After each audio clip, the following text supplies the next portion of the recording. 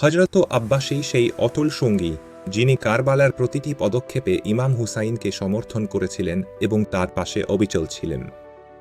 তিনি ছিলেন হযরত আলীর অত্যন্ত সাহসী এবং বীরত্বপূর্ণ পুত্র, যিনি যুদ্ধক্ষেত্রে ইমাম হুসাইনের পতনের মুহূর্তেও তাঁর প্রতি অনুগত ছিলেন।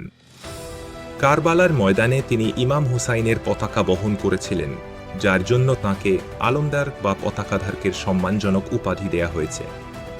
ক্যাম্পের শিশুদের ভয়ঙ্কর তৃষ্ণা এবং কষ্টের দৃশ্য দেখে হযরত আব্বাস আর তা সহ্য করতে পারলেন না, তাই তিনি ফুরাত নদী থেকে পানি আনতে অগ্রসর হলেন। এই মহান দৃশ্যটি হযরত আব্বাসের অসাধারণ আত্মত্যাগ এবং শিশুদের প্রতি তাঁর গভীর স্নেহ ও অপার ভালোবাসার চিরন্তন প্রতীক। কারবালার এই ঐতিহাসিক এবং মর্মস্পর্শী ঘটনা আজও বিশ্বজুড়ে লক্ষ লক্ষ মানুষকে ত্যাগ, আনুগত্য এবং ভালোবাসার আদর্শে অনুপ্রাণিত করে চলেছে। হযরত আব্বাসের অদম্য সাহস, অটুট আনুগত্য এবং মহান আত্মত্যাগের গল্প চিরকাল মানুষের হৃদয়ে স্মরণীয় এবং অনুপ্রেরণাদায়ক হয়ে থাকবে।